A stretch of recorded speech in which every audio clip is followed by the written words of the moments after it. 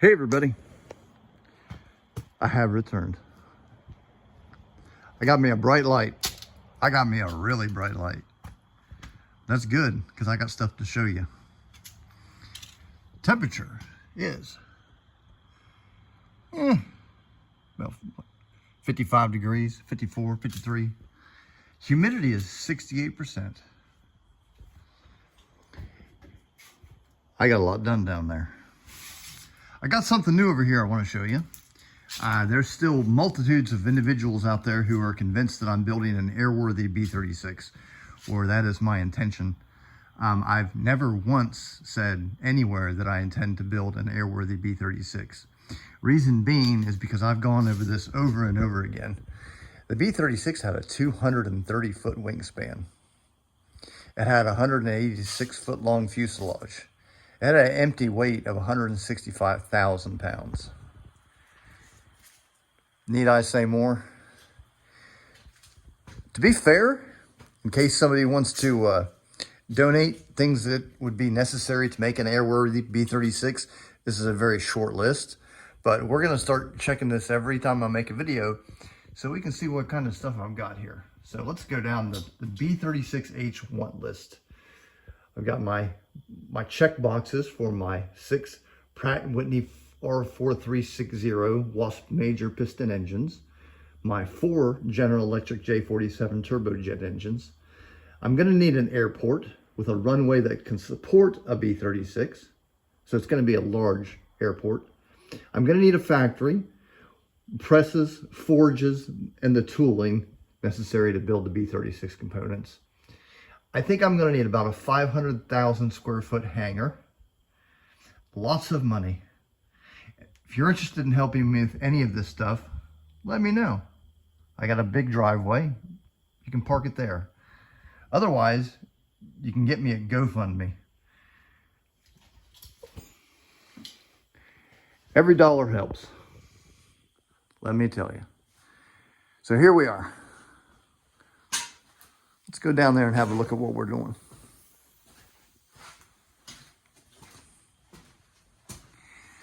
And I gotta say that I've said this over and over again, but in order to build an airworthy B-36, it has to comply with, you can't copy, the 1940s design. It's gonna have to be a modern design with, modern safety standards, stuff like that I can't even touch on because I'm just some guy in a garage. But I may have said it once before, but I talked to a really experienced individual in the field of aviation and design, and he told me to design a modern day B-36. It would cost between $2 to $3 billion just to design the thing. So back to where we were. Get you a little sneak peek. I originally had the flight deck painted green because the airplane that I had the most experience with taking measurements, which is a 4213-571, its flight deck underneath here is green, so I just started painting it green. But come to see later that most of the B-36s, especially the ones on the display at the museums, they have yellow zinc chromate underside flight decks. So I began to, of course, spray everything with my Walmart brand imitation zinc chromate spray paint, or whatever it is. Actually, a lot of people have asked me what zinc chromate paint I use. I use this Rust-Oleum Satin Summer Squash. There you have it. Stepping down here, we can see what we got. I was watching my last video I posted and I didn't have any of this. So here she is. What's going on here, as I've explained in earlier videos, is this triangulation here on either side is where the thrust bearings mount.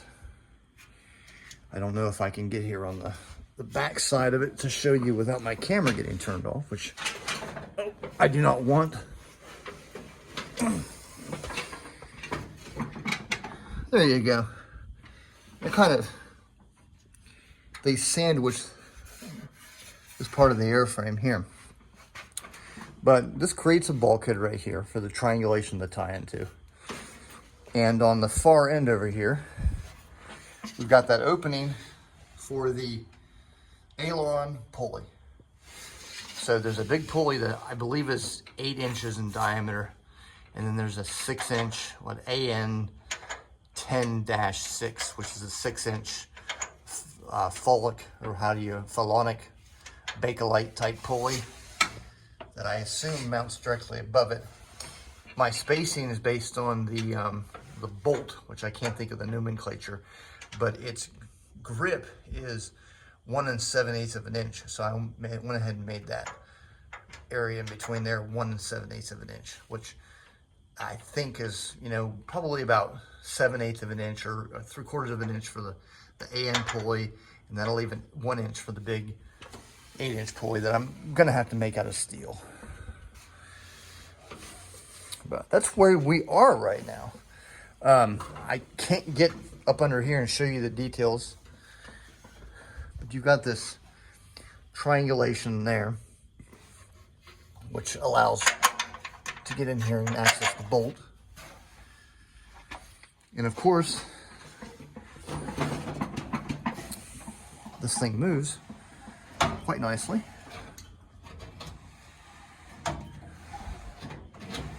I've been working on this for 5 days. I probably got about 50 hours and just that. I wish I had more to say about it, but it kind of is what it is.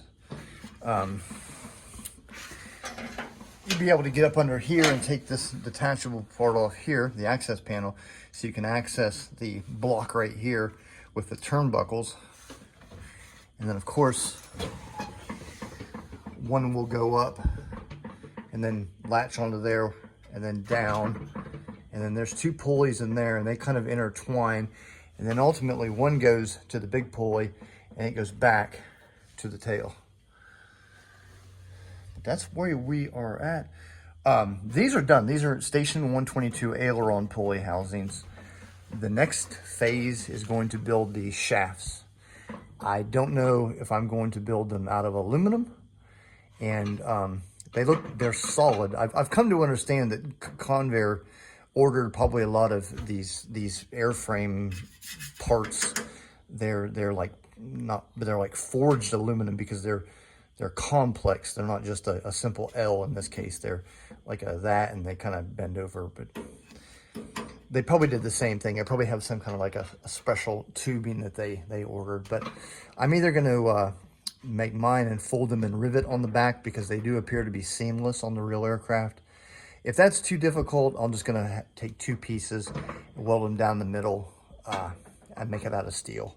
But from the flight deck floor to the top of the yoke head or the column head is about 31 inches, 31, 32. And about 9 inches of that is the actual head. So, question that I've yet to answer because I really haven't looked into it is these bolts. They bolt from the heads of the bolt would be in here and they come out and your nut would be right there. So I'm trying, and this of course is solid, so you can't access it. So I'm really trying to figure out how they would go from the bottom. I maybe put their hand over, maybe I got a girl or a really small person to do it, to be able to put their hand up there to get those 1, 2, 3, 4, 8 AN bolts in there. Maybe if I use my stepdaughter, she can get her little hands up in there, but that's about the only thing I can think of. And then up here, you've got another 8 10/32 inch screws that hold the head to the shaft. There's a little detachable access port cover that comes off of that, but we'll see how that helps me once I get the things made. Of course, those heads consist of, bearings and whatnot that I have no idea how big they're going to be. I just know the relative size based on the crude external measurements I have, plus my yoke that I have. But shaft, head, and yoke, which is actually the aileron control wheel is what it's properly known as. Once those are done, then we're going to build these guys that spin. There's two of them, one there and one there. And they move like this. So when you pull the yoke back, it'll pull them forward, and that'll transfer energy via cable to this station here, and then down, and then backing out. All kinds of pulleys live up under here. But I'm looking forward to getting it done. I'd say between the aforementioned and you know, get all the pop rivets out of there, and probably do some reinforcing and get traditional squash rivets in there, or solid rivets, both on the inside and the outside. I don't know how many I'll be able to do up in here, because that's just a terrible amount of work. But definitely the main bulkheads, or not bulkheads, but the stringers here, there. I'll get those with and rivets for sure.